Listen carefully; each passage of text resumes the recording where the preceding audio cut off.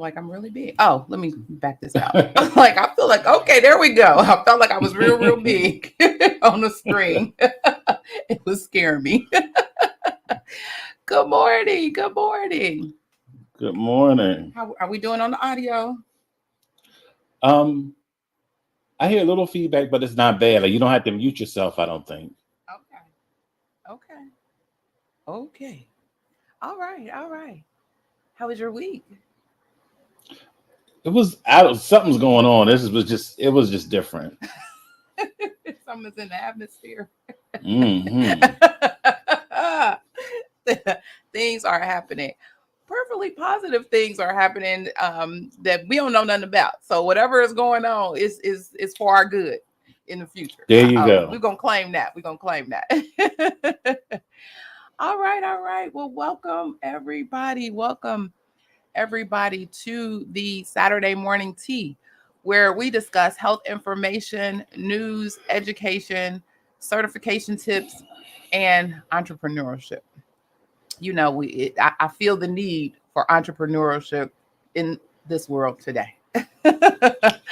I am Clarice Warner. Ditto. Yes, I'm Clarice Warner. I'm the girl with the pearls, the founder and education director of the Professional Reimbursement Network, LLC, where coding education is key. And before I introduce my illustrious co-host, today's episode is sponsored by the Professional Reimbursement Network's free email course on the 5 steps to become a certified marketable medical coder. Are you interested in medical coding, but not sure where to start? And scared of wasting time and resources? Let me help you with the right steps to become a certified marketable medical coder. Learn more at bit.ly/5stepscoder. All right, all right. If you are in Clubhouse, and welcome to all the Clubhouse participants, we see you up there. Hey, hey. Feel free to click the link at the top of the page. Yeah, it's up there at the top of the page. If you are interested in getting more information about the 5 steps to become a certified marketable, let me stress, marketable medical coder. For YouTube and Facebook friends and family, check the video description for the link in the box. So joining me today is my co-host, Mr. Jesse, the registered trademark, the coding nurse. There's no one out there like it. There's some imitators and duplicators, but there's only one, the coding nurse. So, sir, introduce yourself and tell the folks all about you. Good morning, everybody. My name is Jesse. I live in Philadelphia, Pennsylvania. I've been an LPN for 29 years. In 2014, I transitioned into the world of HIM. And during the pandemic, I created a company, the Coding Nurse LLC, where I help other nurses and people who have clinical background, clinical experience transition into the world of HIM. All right, all right, all right.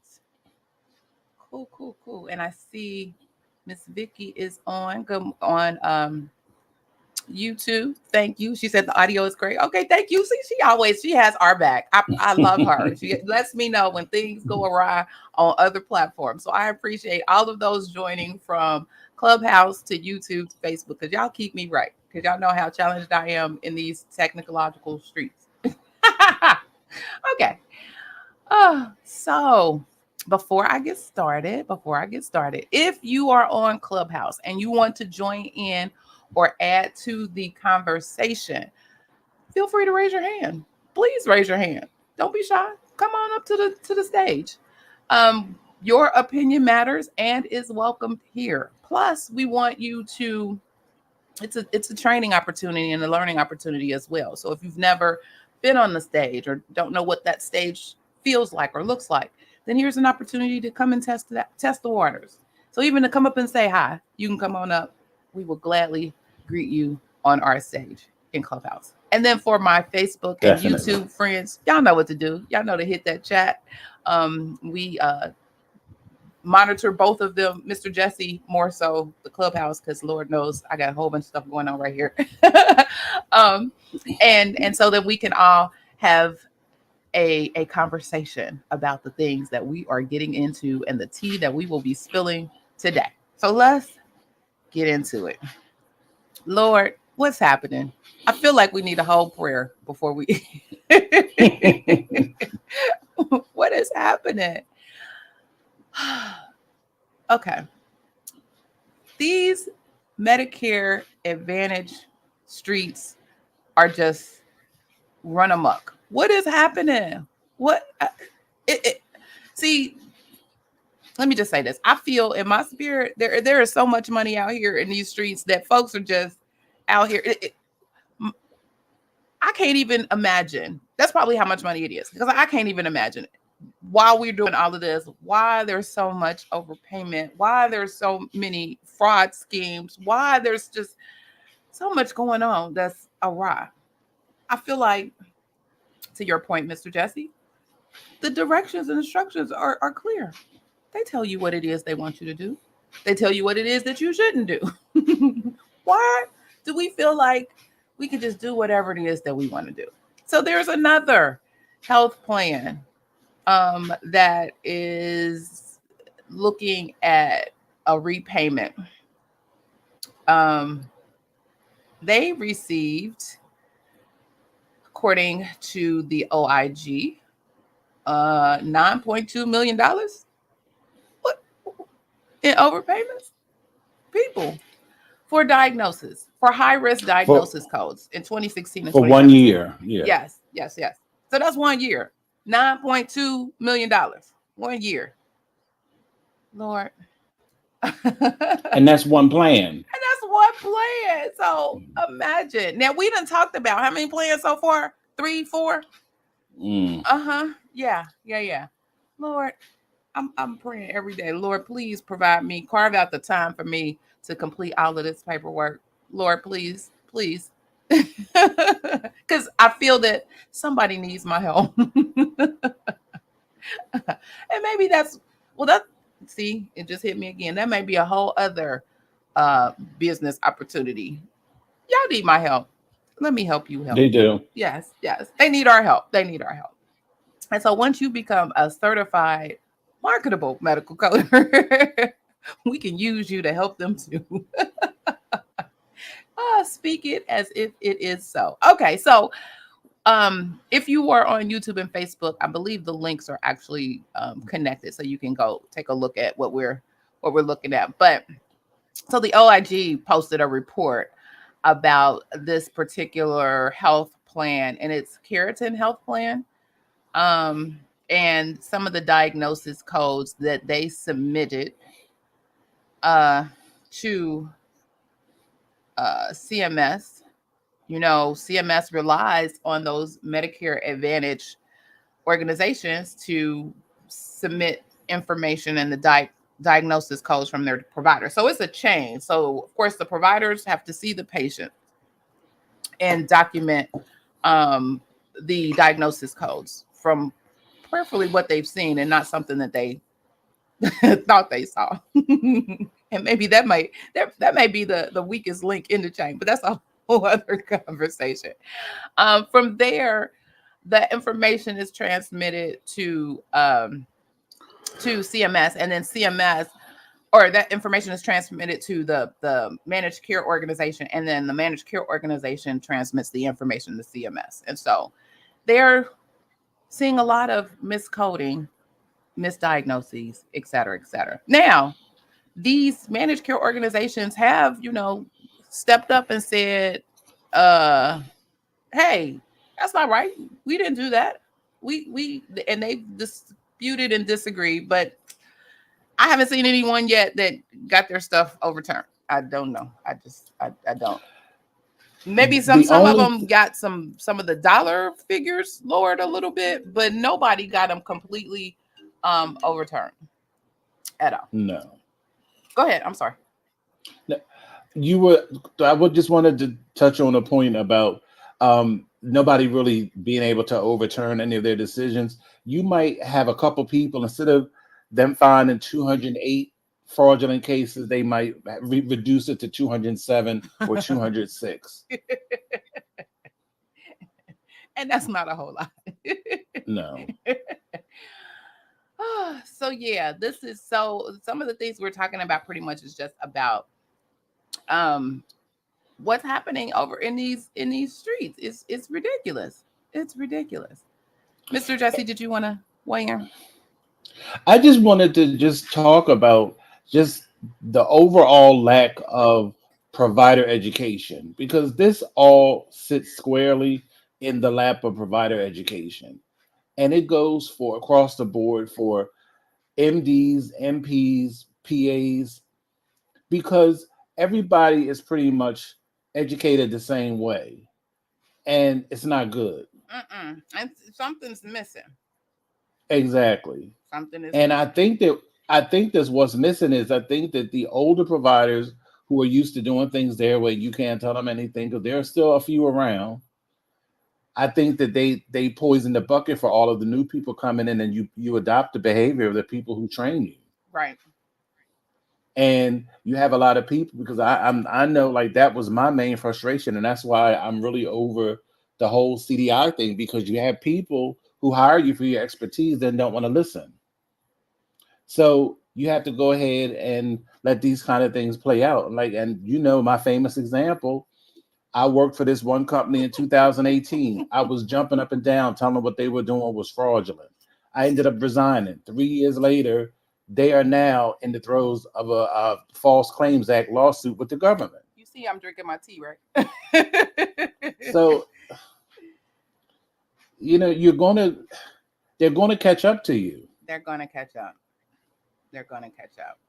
And so here are some of the coding areas, diagnosis coding areas that didn't comply with federal regulations. So, and we've seen and heard these all before. So they're not new, but you got acute stroke, acute heart attack, embolism, vascular claudication, lung, breast, colon, and prostate cancers, and major depressive disorder. I don't understand. But did you get into the details? Mhm. How can somebody have a pulmonary embolism and not be on any kind of anticoagulant? How you not gonna have any documentation to support half of the things that you said? It's bananas. Not up, because if there's no anticoagulant, there's no PTINR to be found. Mm. And all of this goes to, this is why there's such a rash and there's such an increase in clinical validation denials, because all of this is clinical validation. Yep. So because these are go ahead. because these are higher level reviews than just coding. Correct. They're looking at it all. So every piece of the process is being reviewed at this point. When you get into the big boys, they don't leave any stone unturned. They get it all. And one of the things that I thought was funny, or not funny, but how they kind of tried to latch on to Humana. Like, don't be latching on to somebody else. They were saying they're the wrong one. Right. Like, y'all try to treat us like Humana. Y'all doing to us what y'all did to Humana. Humana, according to the OIG, was wrong. And now you gonna be, according to the OIG, wrong. So don't do that. Don't play them games. Those are reindeer games out here in these streets. Oh my goodness. And when it comes to cancer, it's just ridiculous, because all it takes is a little review. Mm-hmm. Okay, is this person receiving active treatment? If so, what is it? But you know, and if you can't find it, go ahead. I blame these EMRs too. Somehow or another, they need to tap into them, because you provide this quote unquote technology that's supposed to help with this documentation, but unfortunately you're aiding and abetting. So I blame them too. You push these things forward, you let them copy, cut, and paste, you do all of the things. You make it easy for them to do those things. And nobody is checking. Nobody is checking. The providers, they're going to use it. They're going to do it. I remember we were so adamant about the copy, cut, and paste. And we, pushed and pushed and pushed. Don't do it. Don't do it. Don't do it. They're going to do it anyway. Hey, they're providing us this option. Why can't we use it? We should be able to use it. Well, one, nobody has the manpower to go behind you every single time to validate everything that you're doing for every patient, for every case. Nobody has that. But you all want to do it. And then when you get caught, it's like, oh my God, you didn't help me. You did. Yes, we did. We tried. We tried to offer you a solution by not doing that. And here is an alternative that you can do. Because again, nobody has the manpower to. I feel like I was about to do an Usher thing. Watch this. Watch this. I've been doing it all weekend. Watch this. Watch this. But nobody has the manpower to go behind you and check all of your cases and work to see if those problem lists, which are becoming problems in and of themselves, are just being populated over into your assessments and going out on the claim. So at that point, it's just you didn't even assess that piece of the problem for that patient. It just populated over, and you just signed it off and send it on and went on about your business. Well, sir and ma'am, remember that claim? Remember that claim form? You are ultimately responsible, and you somewhere electronically signing that states that it's correct.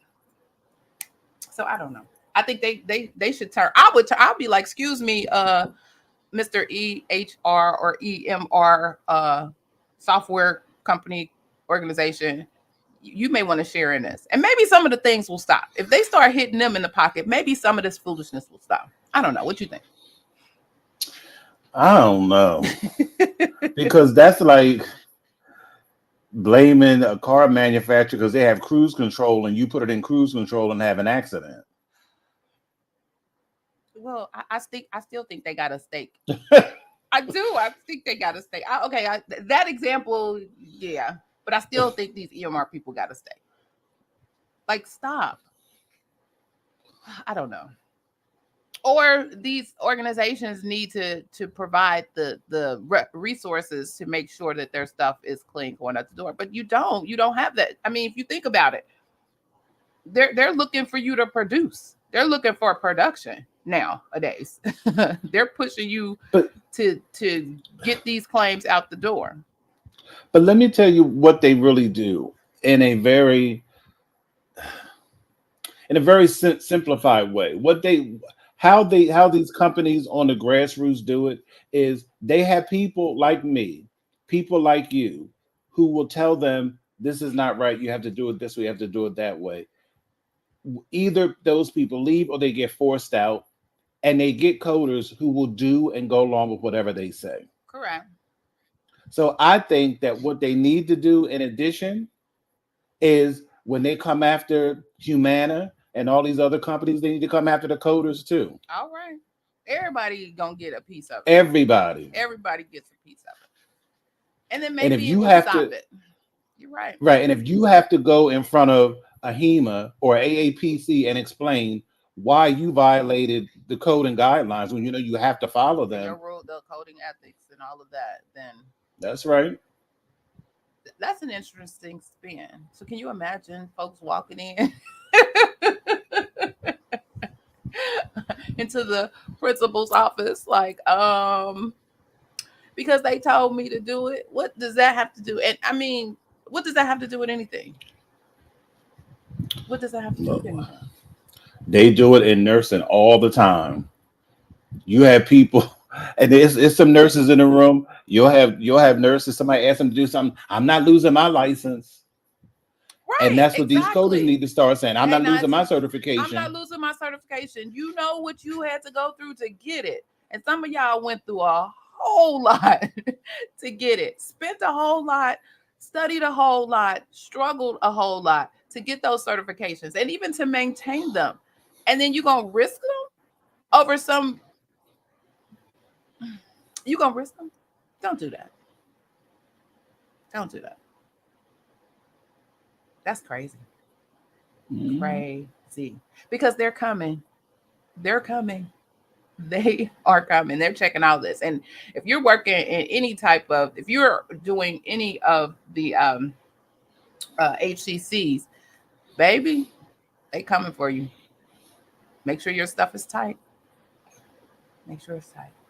And even again, here's another opportunity for and did they say whether or not, I didn't go in to see whether or not these were inpatient or outpatient claims?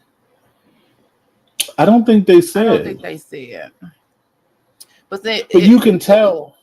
But you can tell that there was an inpatient component to some of them, especially like the strokes and the heart attacks, because they were saying that they weren't even on inpatient claims.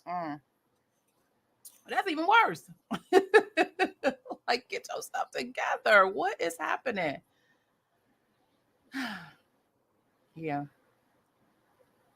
And to again take a pause at the dollar amount, in 2019 alone, CMS paid these Medicare Advantage organizations $273.8 billion. I'll say it again, billion dollars. But wait, here's even a bigger kicker. And that only represented 34% of all the Medicare payments for that year. Yeah. Yeah. Just think on that. Just think on that for 5 minutes. And me being look, I'll be the canary in the coal mine. Anybody who works in home health, just like CMS is coming after Medicare Advantage, they're getting ready to come after home health, because they have changed the home health payment structure to be just like HCCs, and they're going to come through home care and home health like a hot knife through butter. You're absolutely correct. I have a friend who is also a nurse, and I think she recently started doing some home health audits, and she's been out of the game for a minute, and when she she knew everything before, she was like, all of this is new. Yes, ma'am. It's a whole new rodeo. It's a whole new game, and you got to know what's happening and what's going on. Because they switched it from fee for service, where it's no longer about just the Foley catheter every 30 days. Now they're looking more intently at the neurogenic bladder and how does that tie in with their other coexisting diseases, because that's what the payment is going to be based on now. Right. Yep. That's a good observation. Thank you for spilling that tea for those home health folks that may be listening and watching. That's what's up. Okay. And then the other article we had is all in the same. Well, everybody been talking about this one with the telehealth and the fraud and all the different parties and players all across the nation, and how many folks have been involved and lowered $1.2 billion health care fraud. Telemedicine, clinical laboratory, DME, everybody got a piece of this one. Amazing. Amazing. So yeah, folks were I guess I can say allegedly, because I don't know if they actually been found guilty. So I'll say allegedly. The FBI, the Department of Justice, everybody involved in this one. Something related to I want to say where I wanted to get the actual. Well, it's a whole bunch of different cases, I guess. Clinical laboratories, kickbacks to marketers who pay kickbacks to telemedicine companies and call centers in exchange for doctors' orders. So that's a whole chain. And then you have these additional orders for cardiovascular and cancer genetic testing. And didn't we heard something about that? Well, the genetic piece Didn't somebody do that for Yeah. COVID testing? Mm-hmm. Good Lord. Like, well, do they not read these things when they come out? I don't know. No. I just maybe the money too good and they like, we out here. We out here, we can't stop. Oh, so the places that were involved: Brooklyn, Detroit, the Gulf Coast, Houston, Miami, Newark, Louisiana, Texas, Tennessee, Georgia, Mississippi, North Carolina. All these people are all involved in all of these different jurisdictions and districts. Um, and yeah, it's going down. It's going down. What do you think about all of this?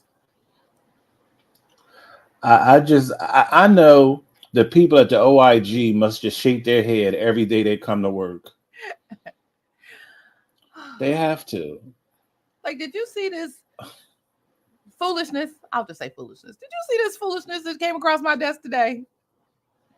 They probably take just a whole, the water cooler. Look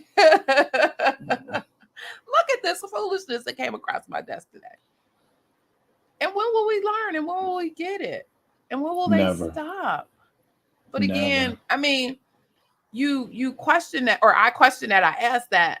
But then on the flip side, hell, it's opportunity. It's opportunity all day. It is. But you know what though? But I think that we as coders and people and you know, basically other staff aside from providers, I think a lot of people forget how we got here. Because you've been in the game for a while. I've been a nurse You for got me singing the 29 song. years. How did we get here? And How did we and get a here? lot of people who are in healthcare now were not around for ICD-9. And people don't realize that the main reason that we switched from ICD-9 to ICD-10 was to catch fraud because You got to be more ICD-9 was not specific enough. Exactly.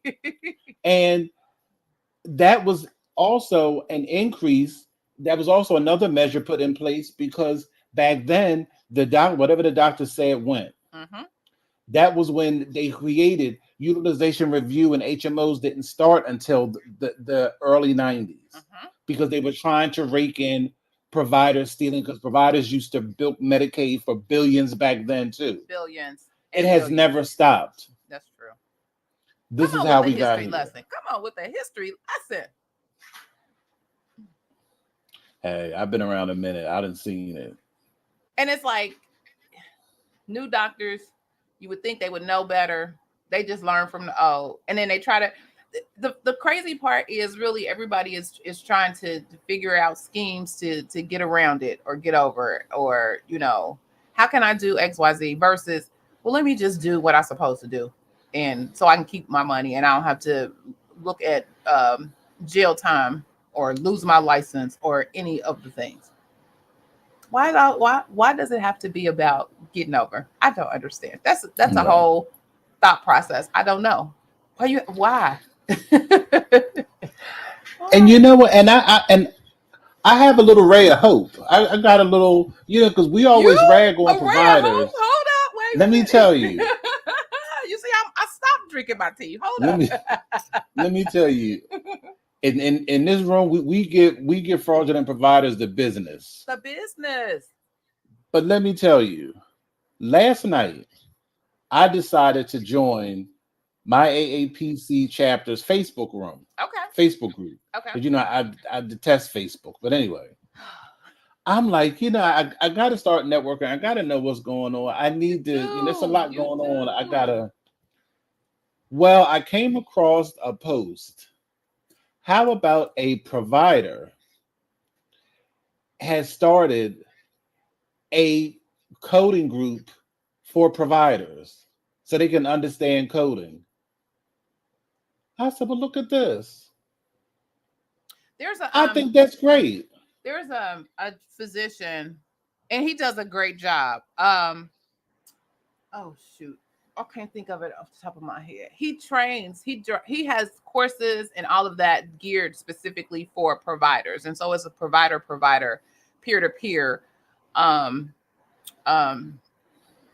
education session. What is it? Is it the MD coder, MD coding? I can't think of it off the top of my head.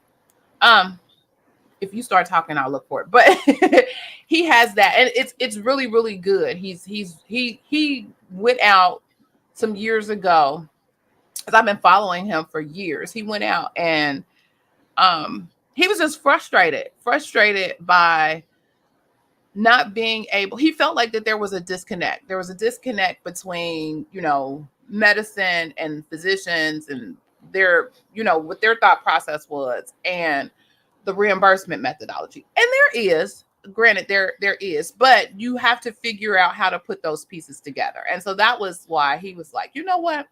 I'm going to get my certification. And he went out and got his coding certification. So he is certified in coding. And then if he's able to translate, if you will, some of the reimbursement methodology to the clinical provider so that they can kind of understand it. Now, again, you can have all the training out here in the world. If you're going to do dirt and want to be grimy that way, then you're going to still do whatever it is that you want to do, regardless. But to your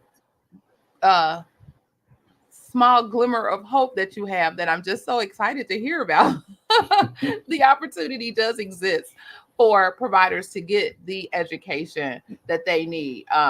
And again, if they're looking for peer-to-peer, or if they're looking for people who've had the experience, or people who just know both the clinical side and or the reimbursement methodologies and or the coding piece of it, then there are people out here, folks are out here that can talk you off the ledge from doing something that may get you in trouble down the line. And as you see, it's not automatic. So the things that you do today may not catch up with you today.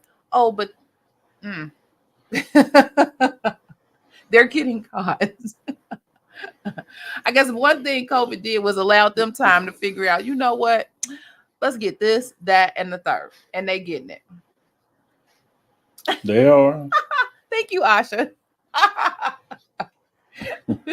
She said she came in just in time to hear me sing. And I don't even do karaoke, so I don't know what every time he says something that is a song to me, I just feel in my spirit to sing it. Oh goodness. But yeah, I don't know. And again, I think here's an opportunity even for those who are looking at our profession, exploring our profession. You have to know that there are rules and regs that must be followed. And while we don't have a license per se that can be revoked and whatever, we do have certifications, and they can remove the certifications that you've worked so hard for, spent the money for, tested for, in a heartbeat. And that too can hurt you in the long run, because oftentimes most of the places nowadays that your certification is required. So you just got to think about it. And so that's why I always have folks understand you're doing your part as a coder, and I'll even include like the billers too, because they got a piece in this game, sending those claims out. But you're doing your part on that front end. You have to know that there's a whole bigger wheel back here that's running the machine, and you need to know what that is, what those regs are. And unfortunately, I know probably in your day-to-day, again, it's production. You got to get stuff out. You got to this, that, and the other, and you're relying on somebody else. But sometimes you may need to take the initiative and find out for yourself. Like, what is this? And why am I doing this? Because especially if you have to argue the point, let me go find some documentation to support. Let me see the information, the black and white, that says, well, I don't know why y'all doing this, because the documentation guidelines say boom, boom, boom, boom, boom. Or I don't know why y'all doing this, because clearly the Medicare guidelines state boom, boom, boom. So I mean, you gotta be armed with information in order to play this game right. You got to. And I have some more. I stumbled across something else. Come on, Stumble. Come on. This is just some personal, but it's still related to HIM. So I quit my CDI job Mhm. back in May Mhm. or April or May, whatever it was. So they had sent me. You know how they do the whole exit interview thing. Mhm. So at first I wasn't going to do it. So one day I woke up and I was like, you know what, I'm gonna do it today, and I did it. And when I tell you, I was honest, but I let it rip. And I just basically told them that the problem was people in your organization don't understand where CDI fits in to your organization because CDI is never under coding. Mhm. CDI is separate from coding. Exactly. CDI, it works in collaboration with, they are the bridge between coding and the provider. Correct. So someone in coding can never tell anybody in CDI what they should and should not do because that's not their lane. So I didn't know how well it would be received, but I was honest. Oh, good for you. How come, as they say, why come I felt that in my I'm doing spirit. I'm doing some recon because I always look to see what's going on in the streets. I always see who's got jobs. Why are they looking for a CDI manager? Wow. And I'm gonna tell you why. On top of it, what people have to understand is I don't care how many DRGs you can calculate, it's not an HCC. If you don't know how to what an HCC is and how it relates, it's not. It's no. Mm-mm. So the person that they replaced me with was impatient. So I'm sure they struggling. So that's why they need somebody. Help them. Help them. Help them. Oh my goodness. That's and they had somebody. You had somebody telling you, and not from, oh, I think this is something that I just want to do. No, you had the documentation. You had the information. You were showing, providing them the black and white. But no, that's not how I read that, or that's not how I interpret that. And it's like, read it. And Instead, then, but I'm go ahead. I'm sorry. but when I give them information, they're going to low key go behind my back and go to the coding clinic to see if it's legit. If I tell you it's raining outside, bring an umbrella. You ain't got to worry about If I see a storm cloud outside, bring an umbrella just in case. it. Stay ready so you don't have to get ready. Come on, y'all. Wow. Wow. That's funny. But I'm glad. See, I'm all about the feedback. So I'm glad that something compelled you to go ahead and complete that exit interview. And maybe somebody, even if it's not the right person that you think should have seen or read or heard the message, but maybe somebody heard that message that maybe can relay it to them and tell them, hey, you may want to consider A, B, and C. I don't know. Wow. Wow. So how is your coding classes going? They're coming along. Good. Good. We're starting week 3 this week. So we did the cardiovascular system, those causal relationships with heart disease, heart failure, and CKD.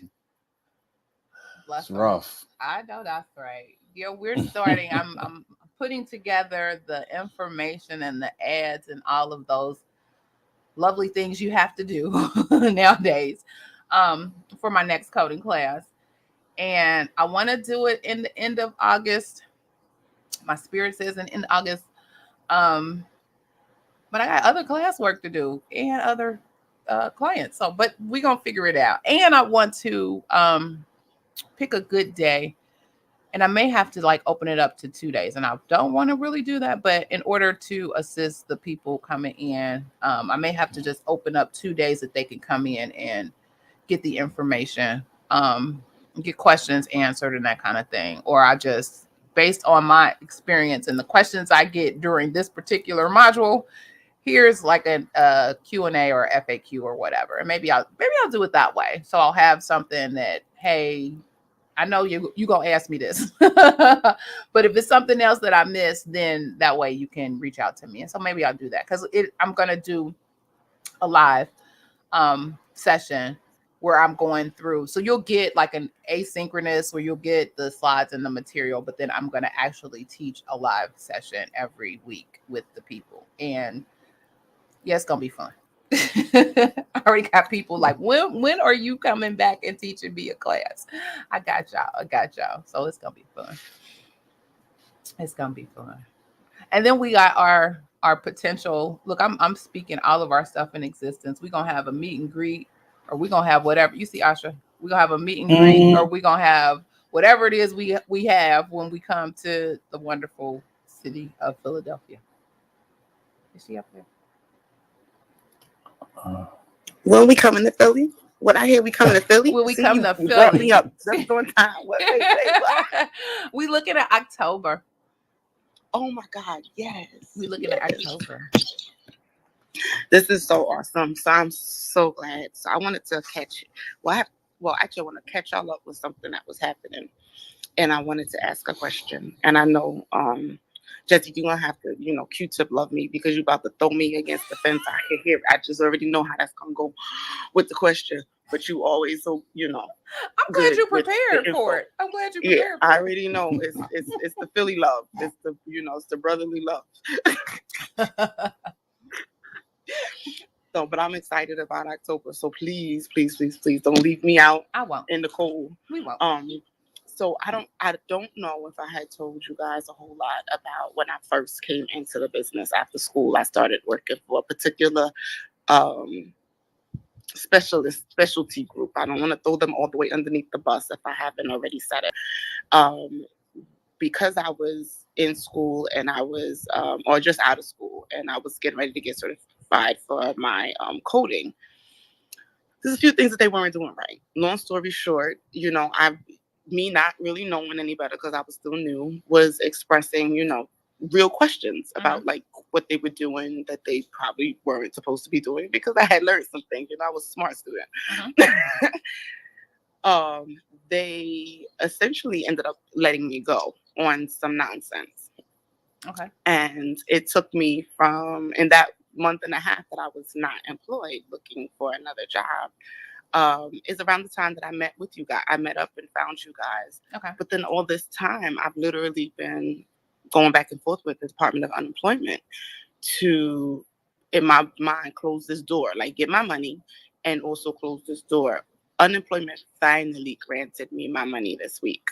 Wow. So that's my praise God moment. Yes. Because now that closes the door, but that also proves that there's one more thing where they have rules and regulations that they do not follow. And that's how they got caught out there. You did something particularly with me. You may think you had the right to do that. And then I have friends that are, I know people that are still there. And all of what they did even to me is coming out on the floor in the office. And I ain't even there. Like, how are you talking about me and I ain't even there? Like, you real grimy. So that's a good thing. So now in my scenario where I look at, starting a business and looking at coding and that sort of thing, how does one find or approach companies like that are not, like we're discussing, are not doing necessarily things that they're supposed to be doing, are struggling because doctors are coding and people that are uncertified are coding, where you really need auditors and etc. and billers, probably good billers, that are going to catch those things and help get you together so that you can get the money and get it the right way. How does one approach a company like that without being offensive? Because sometimes I feel like I could be a lot like Jesse, which could get me a lot like where I was with no job for 6 weeks. Why she throw you under the bus? Didn't she? Wait. Jesse, come back with, I feel like that's the real angle. Like that's that's the place that I kind of want to direct my energy. Somebody that thinks they got it. Everybody thinks they got it together. Some people actually know they don't have it together, and they are scrambling and trying to figure it out. I know they happen to be one of them, and not necessarily that I want to go back and pitch a contract to them per se. But how does one now go back and go, okay, you identify somebody that clearly needs help. How do you, how would you guys pitch it? Your services. You want to take that? Okay, so are you talking about in general or to this particular company that you used to work for? Man, well, probably a little bit of both. Okay, so my question is, if these people were grimy, why would you want to work with them? You said why? Mm-hmm. Even as a contractor. But I don't know if she wants to necessarily work with them, but a company that may have similar. No, she right. I wouldn't necessarily target them as a client. I wouldn't, but I do know right. That there's going to be. Go ahead. No, that's what I was asking. I said, did you mean a company in general, or the people or the company you used to work for? And I thought you said both. It could be either, because my goal is that I'm not going to be not popular. My goal is not going to be that I'm not going to be efficient. So if I do know companies that reach out to me, but I detect, and I know these are their characteristics per se, where they're not doing the things that they ought to do, like, or even if how do you think I should reach out to them without being snappy and off-putting, but it's still like, okay, I can help you, without throwing you all the way underneath the bus about how horrible your strategies are with billing and coding and etc. Like, how would you guys approach companies? Because I know, Clarice, you also work with auditing and things like that. Like, how do you go about approaching companies or offices that need help? So I come from a compliance perspective, and so I want to know off top, do you have a compliance plan?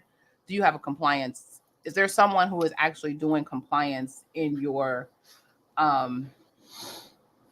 in your facility? I then begin just to ask questions. Is somebody doing internal audits? Do you know what's happening as it relates to your revenue cycle? Are you keeping the money that you bringing in?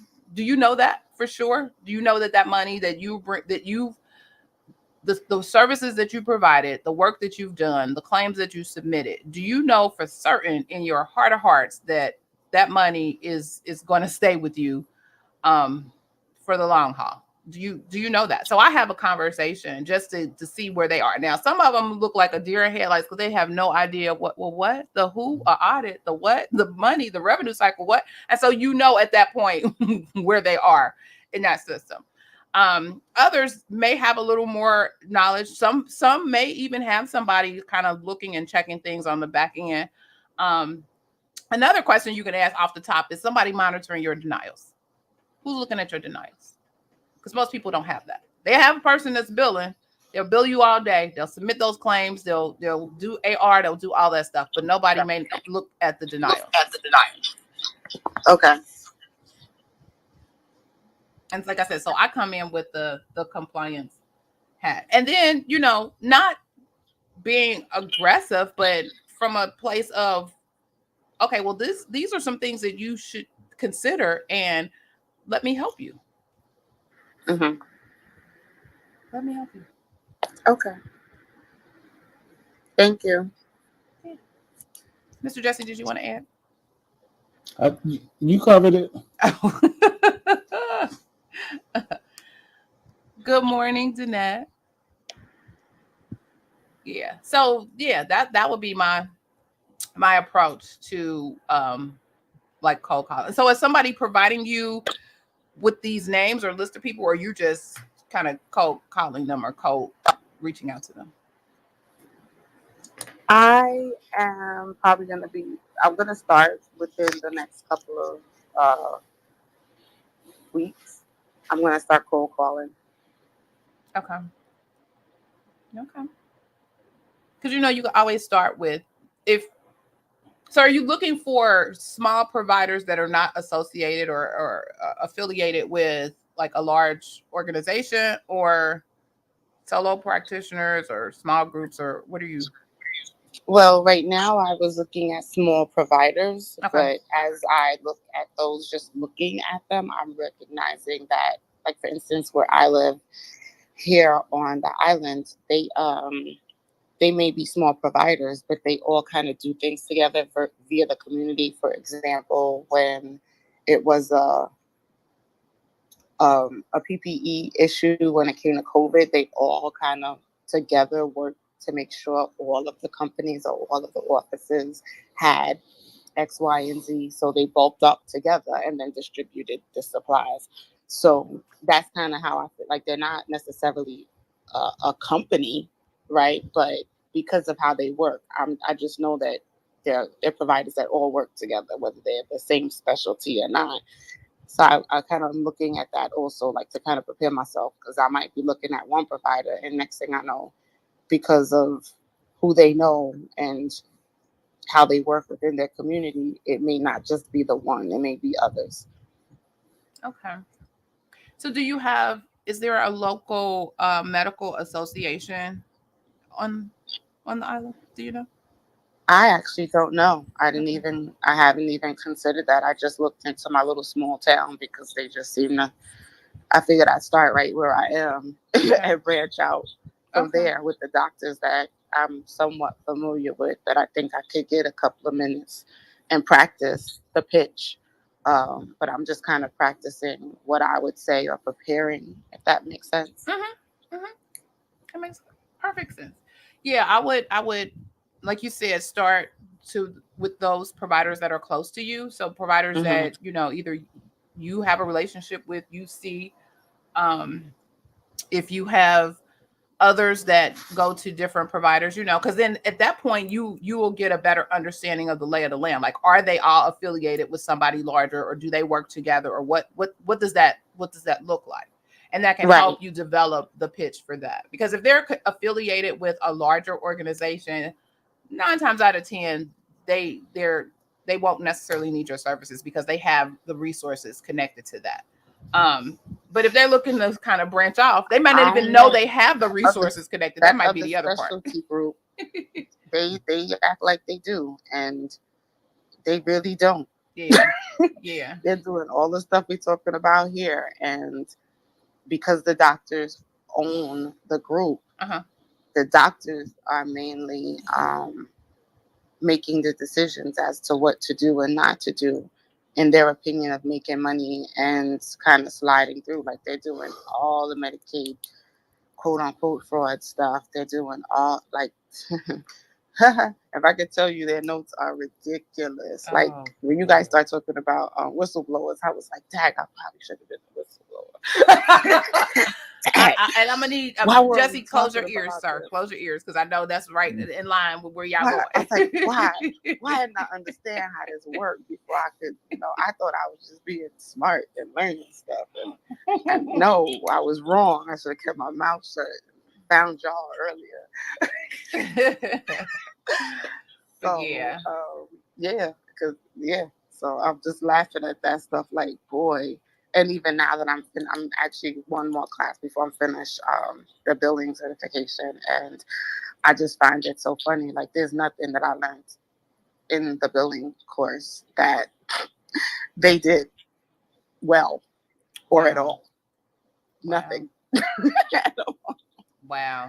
So again, So to I me, it just goes to show, if you know the regulations, you know the guidelines, you know the rules, you know all of that, then that gives you a platform to stand on, to be able to say, hey, this is not right. This is incorrect. This something is awry here. Yeah, but And it's got to be done differently, and it's got to be done to the right person.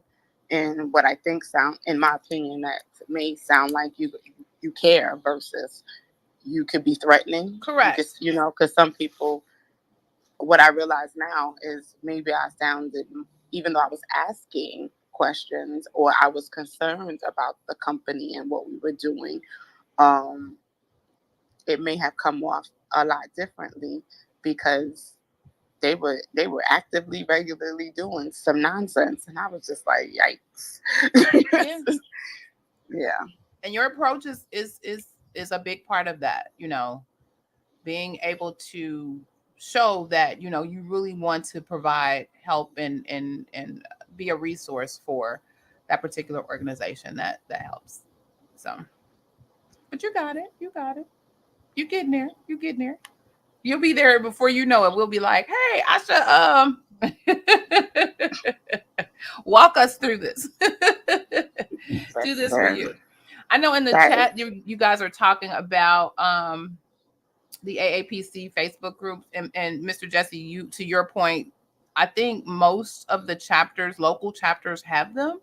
So I've talked about this before. I even talk about this in one of the steps for the 5 steps to become a certified marketable medical coder is networking, and get out and network with them. It costs nothing to network with them.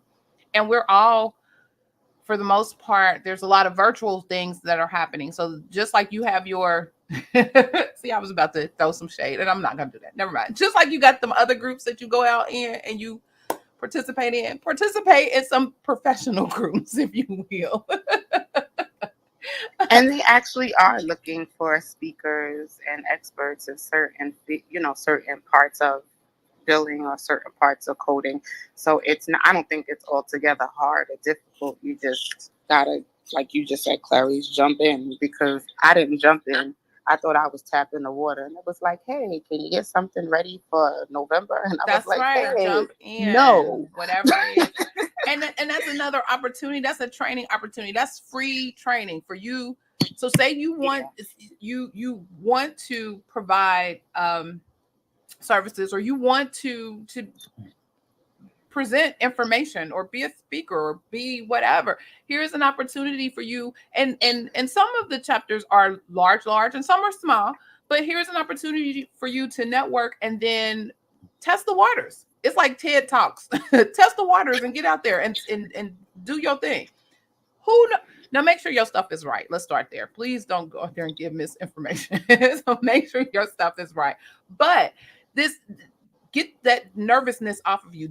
I'm always nervous anytime, the first time that I step on anybody's stage. That's a checker for me to remind me it's not about me, it's about the information, and let them see whatever it is I need to get, or see him through me. So I always get that, and I'll be like, okay, use me and let me give whatever it is I need to give.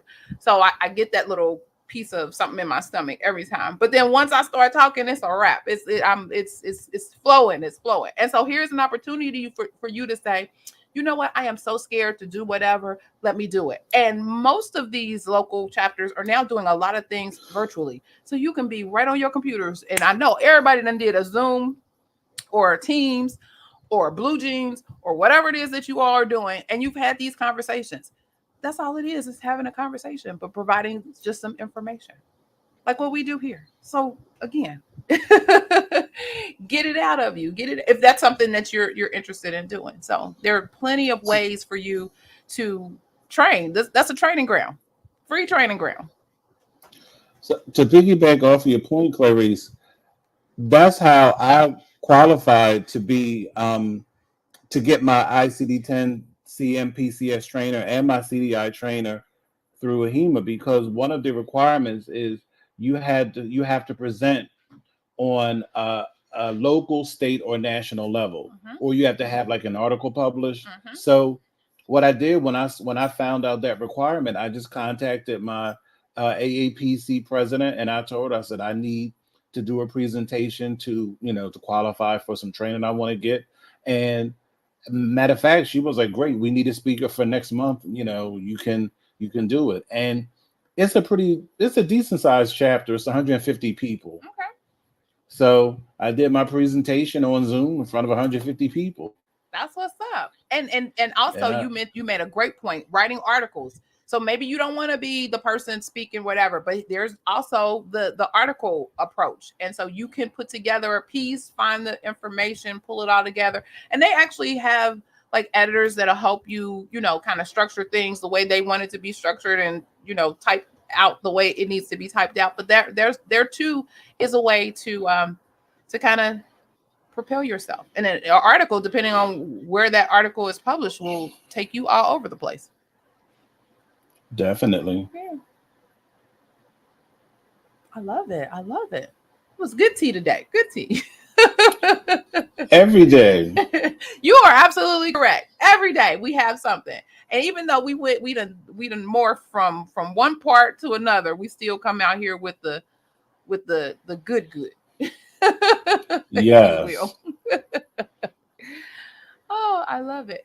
And I guess we must be out here for real in these streets and the internet, because I'm getting all kinds of spam comments. So somebody is seeing us. We done hit the big time. Wait a minute. Yes. That I gotta continue to block and watch and delete. But okay. That part. That part. But I'm okay. Well, I'm glad you watch it. Hopefully you get some education and information. Yes. There you go. And become a certified marketable medical coder. All right now. Cool.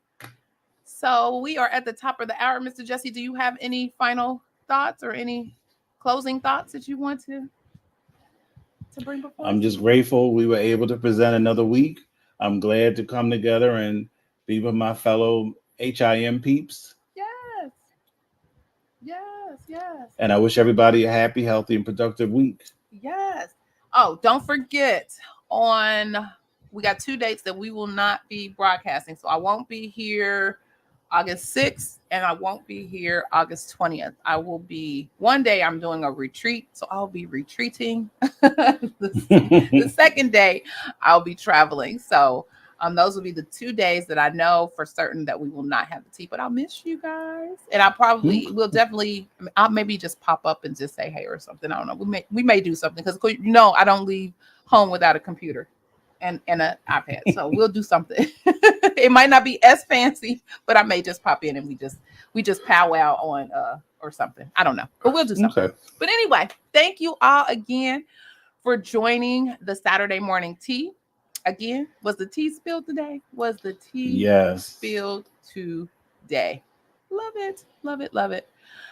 If this information was valuable for you, or you saw some tea was spilled and there was something that you got out of it, help us share the message about health information, coding, billing, entrepreneurship, all the things that we talk about. Fraud, keep people out of jail, all of the things. Please share the video, like the video, and subscribe to the Professional Reimbursement Network channel. You can also check out the Coding Nurse channel on YouTube. And I think you said you have Facebook, but you already said you don't like Facebook. But you do have a Facebook channel too, right? I have a Facebook page. But no. Okay. YouTube is the place to get him. Yeah. And Instagram. I know we're on Instagram. Yeah. And you probably more Instagram friendly than I am. I try to. It's so much. I need somebody to kind of walk me through their life as all the hats that they wear and how they do all of the things they do. And I know they probably just have assistance and help and all of that. And maybe that may be something down the line. But once I get all this paperwork on this, on and popping, yeah, we come in for all of that. And then we can have a let's talk about what you need to do to get all the things and all the pieces together so that we can do it. What do I think about that? I think that would be fabulous. Definitely. Share the knowledge. I think there's plenty of seats at the table and we all can't eat. So we definitely will do that. Last but not least, to my Clubhouse folks, you all know to hit the green Clubhouse so that you can be part of our club and join in on the fun and get notified when we are live, typically every Saturday morning at 9 a.m. Eastern Standard Time. We also have the opportunity to network with one another. So if you see somebody that you don't know who may not have said, you can follow folks and see what's happening, and you never know who is in the room, who may be there to assist you and help you in this journey as we walk these streets and navigate these crazy health information streets. Again, this has been great today, a great session. I appreciate y'all. Thank you. Thank you for joining. And remember to be safe, be kind, and don't wish for it, work for it. Until next time, take care. Have a great weekend.